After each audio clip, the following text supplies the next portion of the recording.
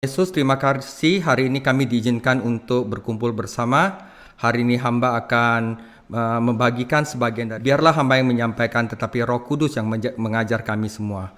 Tuhan Yesus, lembutkan hati kami agar kami dapat mengerti firman yang Engkau sampaikan. Dalam namamu hamba berdoa dan kami semua jemaatmu berdoa. Amin. Saudara, hari ini topiknya adalah kemerdekaan palsu. Bagian kedua dari pasal 2, saya akan mulai. Saudara, merupakan fakta yang menakutkan bahwa sekarang banyak orang yang menjadi anggota aliran sesat yang bersemangat pernah menghadiri gereja-gereja yang setidaknya mengaku percaya pada Injil Kristen. Mereka pernah berpartisipasi dalam perjamuan kudus dan melihat kematian Tuhan Yesus yang digambarkan dalam roti dan anggur. Mereka bahkan mendasarkan pengakuan iman mereka kepada Tuhan Yesus dan doa Bapa kami. Namun saat-saat ini, orang-orang ini memberitahu Anda bahwa mereka merasa bebas sekarang karena mereka telah dibebaskan dari iman Kristen. Pada saat yang sama, Anda akan bertemu dengan orang-orang yang telah menolak semua keyakinan agama dan kini mengaku menikmati kemerdekaan baru. Dulu saya percaya akan hal itu. Mereka mengakuinya dengan berani. Tetapi saya tidak percaya lagi.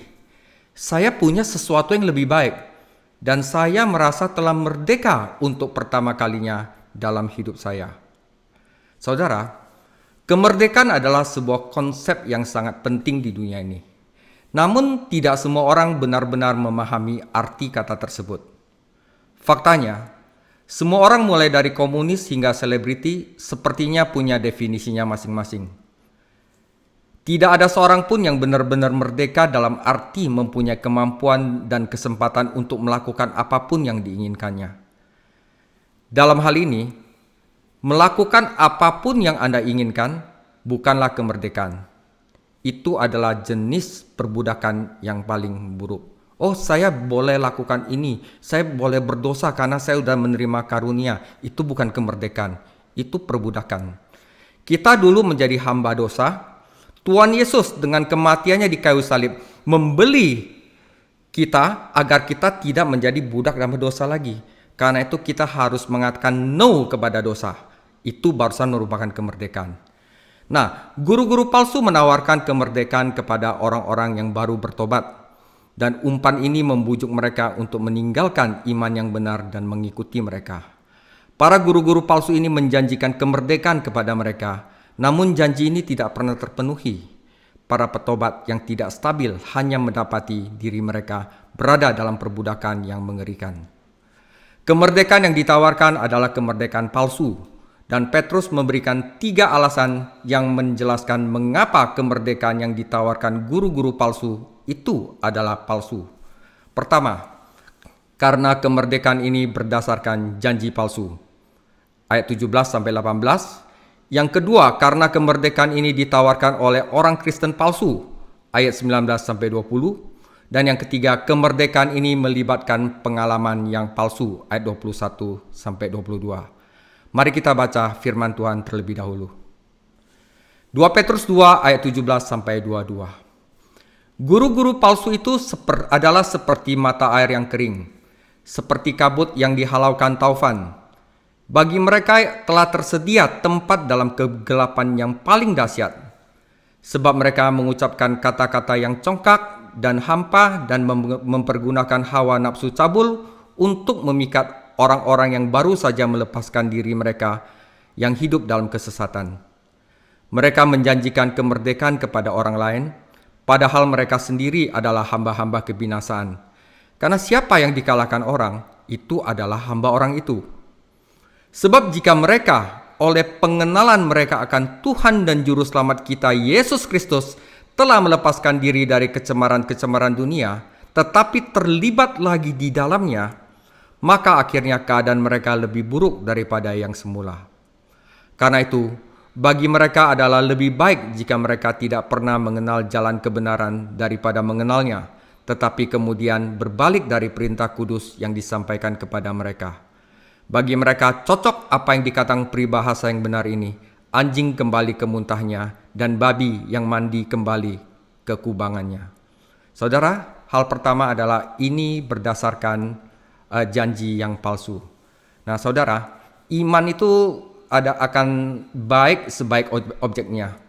Seorang penyembah berhala mungkin mempunyai keyakinan besar terhadap berhalanya. Namun, berhala itu tidak dapat melakukan apapun untuknya. Saya punya teman yang menaruh kepercayaannya pada skema investasi tertentu, saudara. Akhirnya dibohongin. Ya, dia percaya sama itu, dia beriman kepada investasi itu, tetapi kehilangan uangnya dan kehilangan hampir segalanya. Imannya kuat, tetapi dasarnya itu lemah, perusahaannya itu lemah.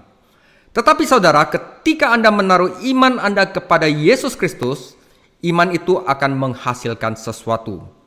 Karena tidak seperti manusia, tidak seperti dunia, karena Allah selalu menepati janji-janjinya. Tidak ada satu kata pun yang tidak luput dari seluruh janji baiknya. Nah, di sini Petrus menggunakan 3 ilustrasi yang jelas untuk menekankan kekosongan janji-janji orang murtad. Pertama, seperti mata air yang kering. Kata Yunaninya sebenarnya berarti sumur yang tidak dapat menampung air, bukan sumur yang tenang.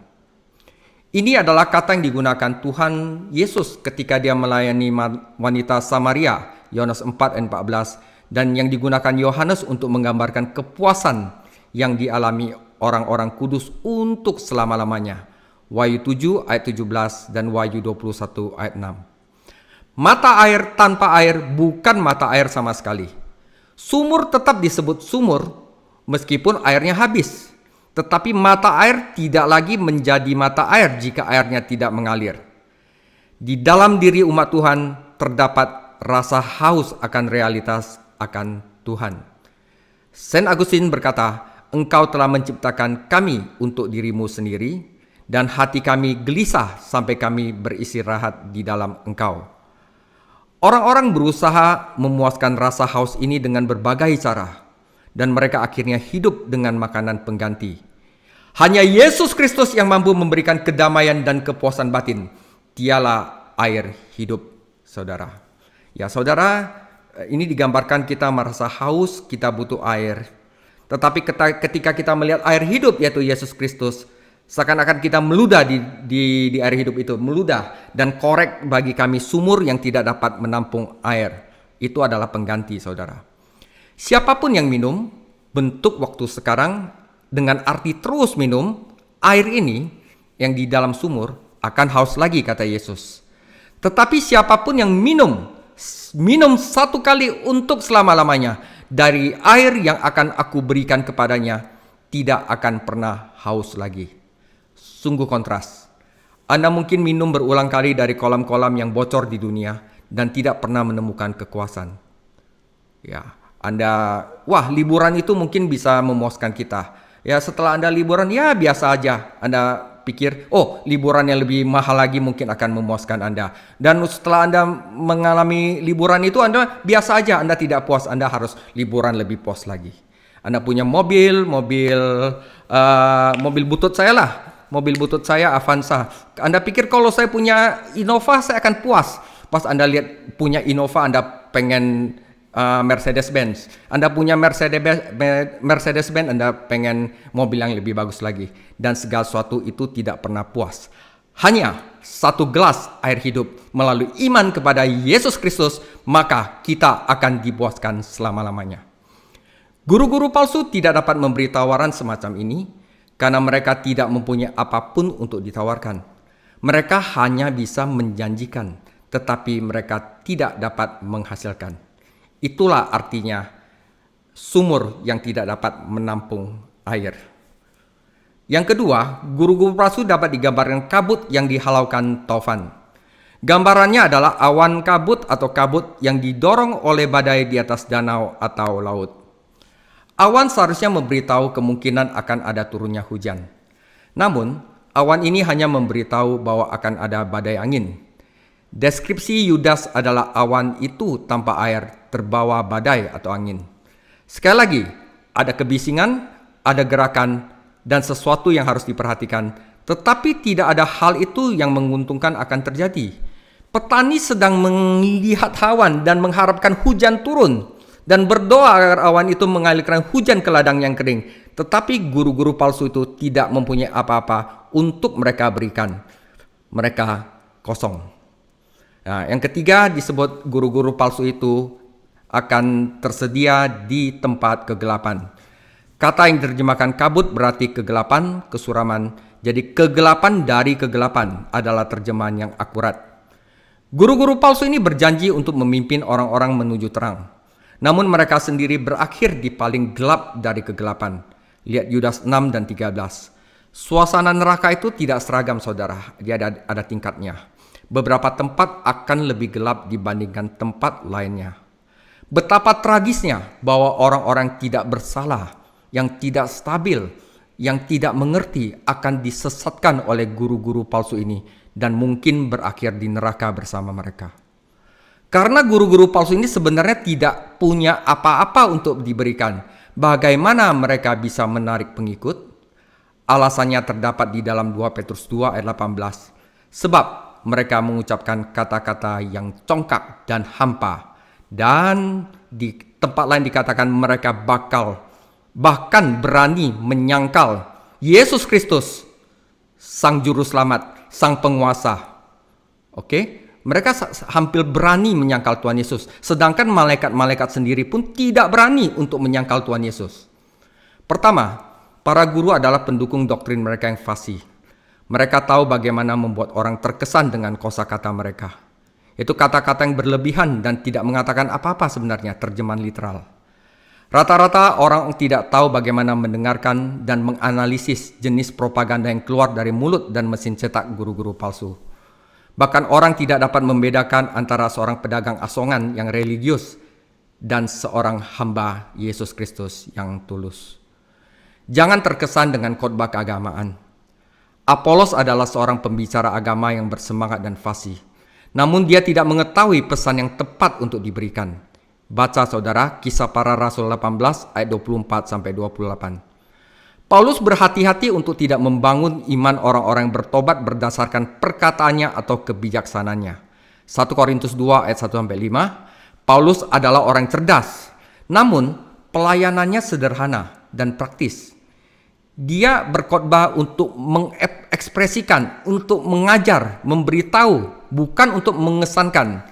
Dia tahu perbedaan antara komunikasi dan manipulasi. Alasan kedua mengapa guru-guru palsu itu begitu sukses karena mereka memanfaatkan selera dasar dari sifat lama manusia. Ini adalah bagian dari umpan. Kita tidak boleh memikirkan keinginan daging hanya dalam kaitannya dengan dosa seksual, karena daging pun memiliki selera lain. Bacalah daftar yang diberikan dalam Galatia 5 ayat 19-21. Dan Anda akan melihat berbagai jenis umpan yang tersedia bagi guru-guru palsu untuk memancing perangkap mereka. Misalnya saja saudara, kesombongan. Kesombongan adalah salah satu dosa daging. Dan guru-guru yang murtad suka memanfaatkan ego manusia. Seorang hamba Allah yang sejati akan dengan penuh kasih memberitahukan orang-orang bahwa mereka adalah orang-orang berdosa yang terhilang. Di bawah murka Allah yang kudus. Namun, guru yang murtad akan berusaha menghindari memberitahu orang-orang dalam kesalahan.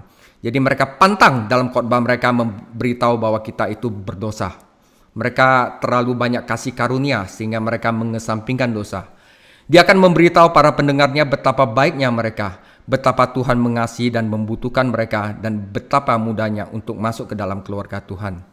Bahkan dia mungkin memberitahu mereka bahwa mereka sudah menjadi anggota keluarga Tuhan dan hanya perlu memulai hidup seperti itu. Guru-guru palsu menghindari pembicaraan tentang pertobatan, tentang dosa, karena orang-orang ini tidak mau bertobat, saudara.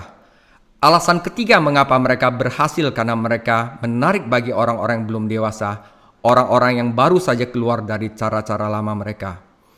Guru-guru palsu tidak mempunyai pekabaran bagi orang-orang berdosa yang putus asa, namun ia mempunyai pekabaran bagi orang-orang yang baru percaya. Saudara, seorang teman saya yang juga seorang misionaris, dia dari Filipina, ya dia kerja di Indonesia sebagai guru TK, ya guru anak saya, pernah mengadakan pertemuan terbuka di dekat suatu universitas. Mahasiswa yang ingin memutuskan untuk menerima Kristus diminta untuk masuk ke dalam sebuah gedung dan ruangan, dan di sana mereka diberi pengajaran, juga diberikan materi lanjutan untuk membantu mereka memulai kehidupan Kristen. Tidak lama setelah seorang yang mengaku guru agama berjalan keluar dan melewati kerumunan orang, seorang penganut aliran sesat bergabung dengannya dan mulai memperkenalkan agamanya sendiri. Wah, bahaya saudara guru-guru ya. Yang dilakukan guru-guru palsu itu hanya mencari orang yang membawa materi lanjutan. Prosedur yang sama sering digunakan dalam kampanye penginjilan besar-besaran. Guru-guru palsu siap menerkam orang-orang percaya baru yang membawa paket keputusan. Inilah sebabnya mengapa penting bagi pemenang jiwa, bagi gembala, bagi guru, bagi pekerja Kristen untuk menanamkan iman pada orang baru yang baru bertobat. Ya, seperti bayi yang baru lahir, orang Kristen baru itu perlu dilindungi, diberi makan, dibina sebelum mereka dilepaskan ke dunia yang berbahaya ini. Satu alasan Petrus menulis surat ini, yaitu 2 Petrus, adalah untuk memperingatkan gereja agar memperhatikan orang-orang Kristen baru. Jadi kita ada jemaat baru, kita harus memperhatikan. Karena saudara, guru-guru palsu sedang berusaha menangkap mereka. Kita tidak dapat menyalahkan orang-orang yang baru percaya karena tidak stabil jika kita tidak mengajari mereka cara berdiri. Karena itu pengajaran sangat penting saudara. Kemerdekaan yang ditawarkan oleh guru-guru palsu adalah kemerdekaan palsu karena didasarkan pada janji-janji palsu. Ada alasan kedua mengapa hal itu salah.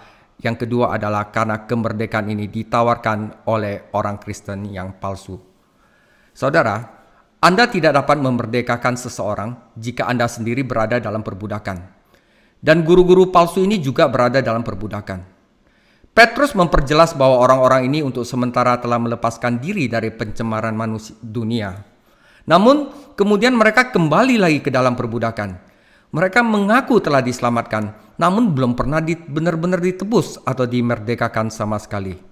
Bentuk kata kerja dalam 2 Petrus 2 ayat 19 adalah sebagai berikut. Meskipun mereka menjanjikan kemerdekaan kepada mereka, yaitu orang-orang yang baru percaya, mereka sendiri, yaitu guru-guru palsu, adalah hamba-hamba kebinasaan. Mereka mengaku sebagai hamba Tuhan, padahal mereka hanyalah hamba dosa. Menjadi seorang budak saja sudah cukup buruk, namun ketika dosa adalah tuanmu, kamu berada dalam kondisi terburuk yang bisa dialami seseorang. Saat Anda meninjau apa yang telah ditulis Petrus sejauh ini, Anda dapat melihat jenis-jenis dosa yang memperbudak guru-guru palsu. Salah satu alasannya karena mereka terikat pada uang. Ya, uang sih oke saudara. Kita harus mempercayai Bapa akan memelihara kita. Tetapi kita tidak boleh fokus kepada uang. Ketamakan mereka memaksa mereka menggunakan segala macam teknik penipuan untuk mengeksploitasi orang-orang tidak bersalah. Mereka juga terikat pada nafsu kedagingan. Mereka mengincar wanita lemah yang bisa mereka bujuk. Mengingat apa yang Petrus dan Yudas tulis tentang Sodom dan Gomora, mungkin kita juga harus melindungi juga ya, laki-laki yang dapat dimangsa dan anak-anak laki-laki yang lemah. Sekarang banyak sekali ya. Mereka juga diperbudak oleh kesombongan. Mereka memiliki pikiran untuk menjelek-jelekan penguasa ya, termasuk malaikat dan Tuhan. Mereka mempromosikan diri mereka sendiri dan mencemooh orang lain. Sayangnya, banyak orang yang mengagumi kesombongan semacam ini, mengikuti orang-orang sombong ini, dan mendukung mereka. Menarik untuk membandingkan ketiga pria yang disebutkan Petrus dalam pasal ini, yaitu Nuh, Lot, dan Bileam. Nuh menjaga dirinya benar-benar terpisah dari kemurtatan dunia pada zamannya. Dia dengan berani memberitakan kebenaran Tuhan dan setia dalam perjalanan dan kesaksiannya. Meskipun saudara, Tuhan tetap menghargainya walaupun tidak ada satu orang pun yang mempercayainya kecuali keluarganya sendiri, yaitu 8 orang dalam Batra yang mengikuti Tuhan. Lot mengetahui kebenaran, ya karena dia adalah keponakan Abraham. Menjaga dirinya tetap suci. Namun dia tidak bisa memisahkan dirinya dari dunia. Akhirnya dia kehilangan keluarganya sebagai akibatnya. Lot membenci kejahatan Sodom. Namun ia rela hidup di tengah-tengah kejahatan itu, dan dengan melakukan hal itu membuat putri-putri dan istrinya terkena pengaruh orang-orang yang tidak beriman. Bileam tidak hanya mengikuti jalan dosa, tetapi dia juga mendorong orang lain untuk berbuat dosa. Dia menceritakan kepada Balak cara merayu Israel dan rencananya hampir berhasil. Nuh menyelamatkan keluarganya. Lot kehilangan keluarganya, namun Bileam kehilangan nyawanya. Karena itu saudara, waspadalah terhadap tipu daya dosa. Dosa selalu menjanjikan kemerdekaan, namun pada akhirnya mendatangkan perbudakan. Dosa menjanjikan kehidupan, namun malah mendatangkan kematian. Dosa mempunyai cara untuk mengikat seseorang secara bertahap, sampai orang itu tidak berasa, saudara. Hingga suatu saat tidak ada lagi jalan keluar, terlepas dari campur tangan kemurahan Tuhan. Bahkan perbudakan yang diciptakan oleh dosa adalah sebuah penipuan, karena orang-orang terikat sebenarnya berpikir bahwa mereka merdeka. Jadi paling gampang untuk menipu orang bahwa mereka itu merdeka adalah untuk mengatakan kepada mereka bahwa mereka itu tidak dalam perbudakan. Ya, terlambat bagi mereka untuk menyadari bahwa mereka adalah tawanan dari gaya hidup dan kebiasaan mereka sendiri. Yesus Kristus datang untuk membawa kemerdekaan. Dalam khotbahnya yang pertama di sinagoga di Nazaret, Tuhan kita mengumandangkan seruan trompet kemerdekaan dan datangnya tahun Yobel. Namun makna kemerdekaan yang Kristus berikan itu, saudara, berbeda dengan makna kemerdekaan yang diberikan oleh guru-guru palsu. Begitu juga dengan metode untuk mencapainya. Jadi saudara, ini harus diingat. Dalam Alkitab, kemerdekaan itu tidak berarti engkau harus bisa melakukan sesukamu. Sikap seperti ini adalah inti dari dosa. Kemerdekaan yang Yesus Kristus tawarkan berarti kita menikmati pemenuhan kehendak Allah. Artinya, mencapai potensi terbesar Anda untuk kemuliaan Tuhan. Saya mengutip Aristoteles berkata, sifat sebenarnya dari suatu hal adalah hal yang tertinggi yang bisa dicapainya. Jadi, kemerdekaan tertinggi terjadi pada saat Anda mencapai pemenuhan dalam hal, apa saudara? Pengenalan akan Kristus lewat firman-Nya untuk kemuliaan Tuhan. Itu adalah kemerdekaan tertinggi. Yesus Kristus memerdekakan kita untuk menjadi yang terbaik dalam kehidupan ini, dan kemudian menjadi seperti Dia di kehidupan berikutnya. Guru-guru palsu membawa pengikutnya ke dalam perbudakan melalui kebohongan. Namun, Tuhan Yesus memerdekakan kita melalui kebenaran. Yohanes 8 ayat 32 berkata, dan kamu akan mengetahui kebenaran, dan kebenaran itu akan memerdekakan kamu. Yohanes 17 ayat 17, kuduskanlah mereka dalam kebenaran, firman-Mu adalah kebenaran. Jadi saudara, melalui firman Tuhan, kita akan menemukan kebenaran tentang diri kita sendiri, dunia kita, dan Tuhan kita. Nah, saat kita menghadapi kebenaran ini dengan jujur, kita akan mengalami kuasa Roh Kudus untuk memerdekakan kita. Kita berhenti hidup dalam dosa, kita berhenti hidup dalam dunia khayalan, dan masuk ke dalam realitas dunia kenyataan. Dan melalui kuasa Allah, kita mampu memenuhi kehendak-Nya, bertumbuh dalam kasih karunia, dan bertata dalam hidup oleh satu orang, yaitu Yesus Kristus. Roma 5 ayat 17. Mereka yang hidup berdasarkan kebenaran Allah, yaitu firman Tuhan, semakin dapat kemerdekaan.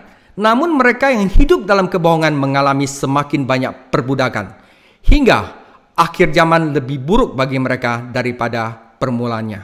2 Petrus 2 ayat 20. Hal ini mengingatkan kita pada perumpamaan Tuhan Yesus pada Matius 12 ayat 43-45, yang kebenarannya sejajar dengan apa yang ditulis Petrus. Pura-pura bertobat tanpa pertobatan sejati dan kelahiran kembali hanya membawa pada dosa dan penghakiman yang lebih besar. Pura-pura bertobat membersihkan bagian luarnya saja, namun yang benar adalah regenerasi yang mengubah bagian dalam. Kecenderungan berdosa tidak hilang ketika seorang melakukan secara pura-pura. Mereka akan kembali kepada dosa. Mereka hanya berhibernasi dan menjadi lebih kuat untuk dosa. Kekudusan bukanlah sekedar menolak hal-hal yang jahat, karena bahkan orang yang belum diselamat pun dapat menerapkan pengendalian diri ini. Kekudusan sejati lebih dari sekedar menaklukkan godaan. Kekudusan sejati adalah menaklukkan keinginan untuk tidak menaati Tuhan. Saudara, saya dulu pernah gemuk, saudara. Nanti saya kasih lihat fotonya, ya. Ketika dokter saya menyuruhku menurunkan berat badan, dia berkata, "Saya akan memberitahumu cara melakukannya. Belajarlah untuk membenci hal-hal yang tidak baik untukmu." Dan nasihatnya berhasil. Saya belajar untuk mengurangi asupan bakmi Medan yang sangat saya sukai, ya, dan belajar untuk menghindari minuman bersoda. Anda tidak dapat mengharapkan apapun selain kemerdekaan palsu dari orang-orang Kristen palsu yang memberikan janji-janji palsu. Namun ada alasan ketiga mengapa kemerdekaan ini palsu, karena ini melibatkan pengalaman yang palsu. Petrus menyebut guru-guru palsu ini sebagai binatang buas, dan kemudian mengakhiri peringatannya dengan menggambarkan mereka seperti babi dan anjing. Namun dia tidak sekedar menunjukkan rasa jijik pribadi terhadap mereka. Sebaliknya, sebenarnya dia sedang mengajarkan pelajaran rohani dasar. Sangatlah penting bagi kita untuk memahami bahwa kata ganti mereka dalam seluruh paragraf ini 17-22 merujuk pada guru-guru palsu dan bukan pada umat-umat mereka. Penting juga bagi kita untuk mengingat bahwa guru-guru ini bukanlah orang-orang yang benar-benar telah dilahirkan kembali. Seperti Yudas, menggambarkan orang-orang yang sama dalam suratnya dan menyatakan dengan jelas bahwa mereka pemecah belah tidak mempunyai roh. Yudas 1 ayat 19, mereka adalah pemecah belah yang dikuasai hanya oleh keinginan-keinginan dunia dan hidup tanpa Roh Kudus. Bukan pengakuan akan kerohanian yang menandai orang percaya sejati, melainkan kepemilikan Roh Allah di dalam dirinya. Namun guru-guru palsu ini memang mempunyai pengalaman keagamaan. Mereka dengan berani menyatakan bahwa pengalaman mereka membawa mereka ke dalam persekutuan dengan Tuhan. Mereka akan mampu menjelaskan jalan kebenaran dan menggunakan firman Tuhan untuk mendukung ajaran mereka. Jika mereka tidak mengalami semacam pertobatan agama, mereka tidak akan pernah bisa bergabung dalam persekutuan majelis lokal. Namun, pengalaman mereka seperti janji-janji mereka tidak benar.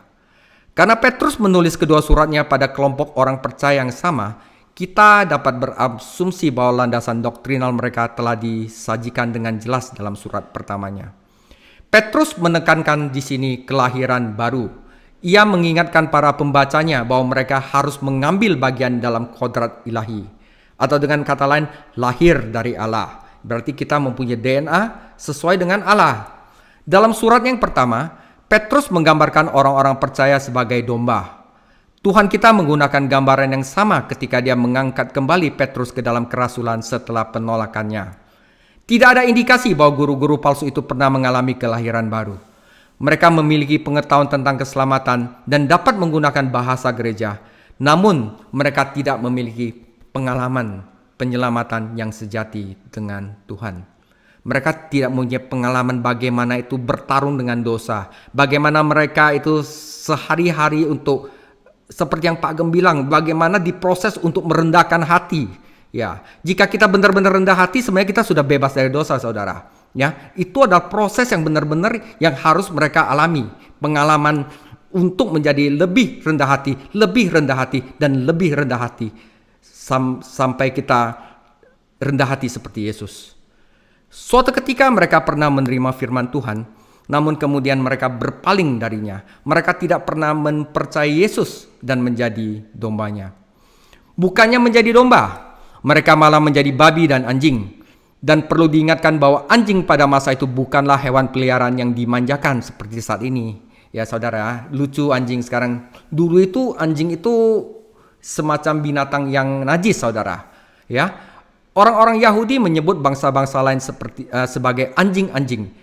Karena anjing hanyalah seekor pemakan bangkai yang kotor dan hidup dari sampah.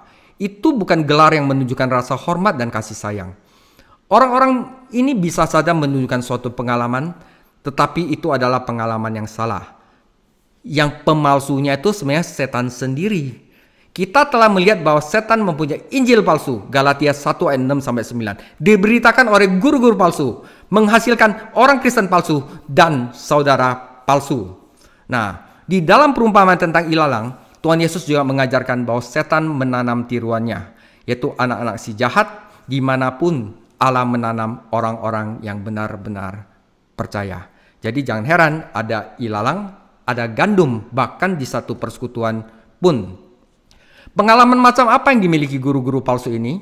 Untuk menggunakan gambaran Petrus yang jelas, babi itu dimandikan bagian luarnya. Dari luarnya jadi harum tuh babi.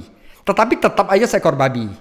Anjing itu dibersihkan bagian dalamnya, tetapi tetap seekor anjing. Babi tampak lebih baik dan anjing merasa lebih baik, tetapi tidak ada yang berubah. Mereka masing-masing mempunyai sifat lama yang sama, bukan sifat baru. Ini menjelaskan mengapa kedua hewan tersebut kembali ke dalam kehidupan yang lama, karena itu adalah bagian dari sifat mereka. Seekor babi hanya dapat tetap bersih dalam waktu singkat, kemudian kumat saudara, dan kemudian harus menuju lubang lumpur terdekat. Kita tidak mengutuk babi yang bertindak seperti babi karena ia mempunyai sifat babi. Jika kita melihat seekor domba menuju lumpur, maka kita barusan bingung. Kita akan khawatir. Ini domba itu kemasukan roh babi kali ya. Nah, ketika saya masih kecil, salah satu tetangga saya itu memiliki seekor anjing kampung hitam lusuh dengan nama imajinatif Blackie. Dia mempunyai kebiasaan memakan apa yang tidak boleh dimakan anjing dan kemudian muntah di suatu tempat lingkungan sekitar. Biasanya di trotoar tempat saya tinggal. Dan bukan itu saja.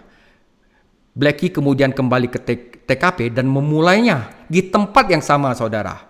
Tampaknya anjing telah melakukan hal ini selama berabad-abad karena Salomo pun menyebutnya di dalam Amsal 26 ayat 11. Seperti anjing kembali ke muntahnya, demikianlah orang bebal yang mengulangi kebodohannya. Tentu saja anjing merasa lebih baik setelah mengosongkan perutnya, setelah muntah. Tetapi ia tetaplah seekor anjing. Jadi memiliki pengalaman tidak mengubah sifatnya. Sebaliknya hal ini memberikan bukti lebih lanjut mengenai sifat anjingnya karena dia kembali dan seperti anjing menjilat muntahannya sendiri. Ini adalah gambar yang menjijikkan saudara. Namun itulah tanggapan yang ingin Petrus berikan dalam suratnya ini. Dalam pelayanan saya telah bertemu orang-orang yang menceritakan kepada saya tentang pengalaman spiritual mereka. Namun dalam cerita mereka, saya tidak membuktikan ada hal yang baru. Seperti halnya babi, ada pula yang dibersihkan bagian luarnya. Seperti anjing, beberapa dari mereka dibersihkan sementara bagian dalamnya, dan beberapa merasa lebih baik. Namun mereka sama sekali tidak mengambil bagian dari kodrat ilahi. Mereka berpikir bahwa mereka sudah merdeka dari masalah dan dosa, padahal sebenarnya mereka masih terikat pada sifat lama yang penuh dosa. Menurut 2 Petrus 2:20, guru-guru palsu ini terluput dari polusi dunia. Polusi adalah kekotoran batin di luar. Jadi seakan-akan di luar itu bersih. Namun, orang-orang percaya sejati itu tidak terluput di luar saja. Orang-orang percaya sejati itu telah terlepas dari kebinasan yang ada di dalam dunia karena nafsu dan keinginan. 2 Petrus 1 ayat 4. Korupsi jauh lebih dalam daripada kekotoran batin di luar. Korupsi di dalam itu lebih dalam daripada kekotoran batin di luar. Korupsi adalah pembusukan di dalam. Orang beriman itu telah menerima sifat baru, sifat Allah, sifat ilahi, dan mereka mempunyai selera, hasrat, dan keinginan yang baru dan berbeda. Mereka telah diubah dari babi dan anjing menjadi domba. Bayangkan kekecewaan orang berpikir bahwa ia telah dimerdekakan, namun ternyata pada akhirnya kondisinya lebih buruk daripada saat ia mulai. Nah, guru-guru palsu menjanjikan kemerdekaan, namun yang bisa mereka berikan hanyalah perbudakan. Mereka itu dibudaki oleh keinginannya, saudara. Kemerdekaan sejati itu harus datang dari dalam. Metamorfo, perubahan dari dalam, dan itu hubungannya dengan sifat batin seseorang. Saya menyadari bahwa ada beberapa orang-orang percaya bahwa guru-guru yang murtad ini adalah pernah menjadi orang-orang beriman sejati karena berpaling, saudara, dari pengetahuan akan Kristus, mereka kehilangan keselamatan mereka. Bahkan membaca sekilas 2 Petrus 2 dan Yudas harus meyakinkan pembaca yang tidak memihak bahwa guru-guru ini tidak pernah memiliki pengalaman keselamatan sejati melalui iman kepada Yesus Kristus. Petrus tidak akan pernah membandingkan mereka dengan babi dan anjing seandainya mereka pernah menjadi anggota kawanan Tuhan yang sejati, yaitu domba. Dan Petrus juga tidak akan menyebut mereka anak-anak yang terkutuk. Jika mereka adalah orang percaya sejati yang tersesat, maka Petrus bertanggung jawab seperti Tuhan Yesus untuk mencarinya, untuk mendorong para pembacanya agar menyelamatkan guru palsu ini. Namun Petrus tidak memerintahkan mereka untuk melakukan hal tersebut. Sebaliknya, ia mengutuk guru-guru palsu dengan bahasa yang paling keras yang terdapat di dalam Perjanjian Baru.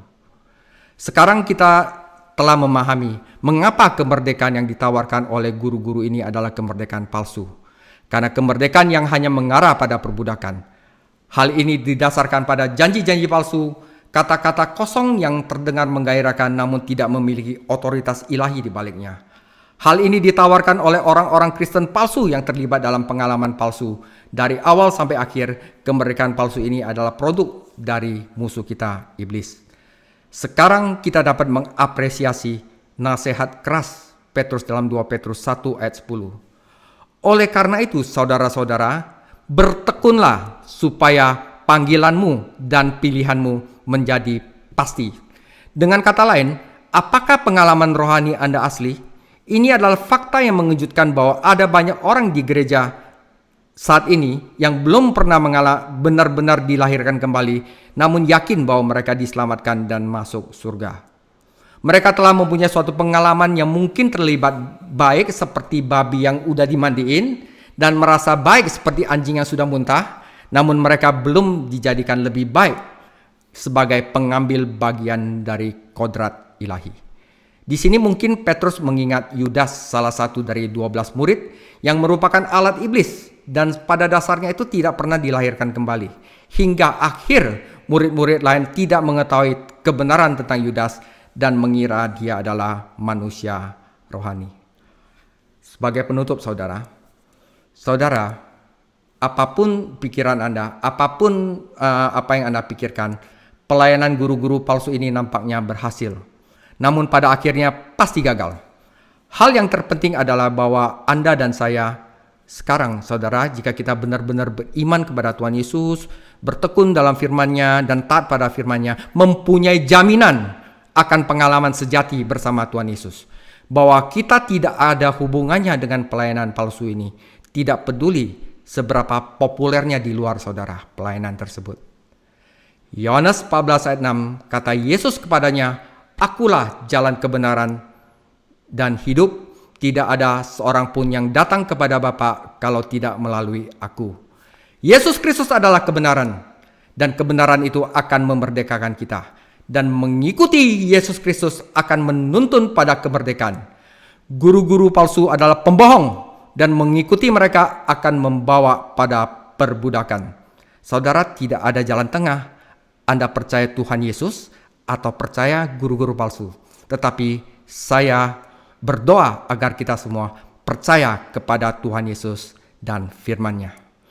Terpujilah nama Tuhan Yesus. Demikian sharing saya, Tuhan Yesus memberkati. Minggu depan kita akan masuk ke 2 Petrus pasal yang ketiga, yaitu suatu pengajaran yang penting, yaitu mengapa penting untuk mengerti firman Tuhan. Tuhan Yesus memberkati.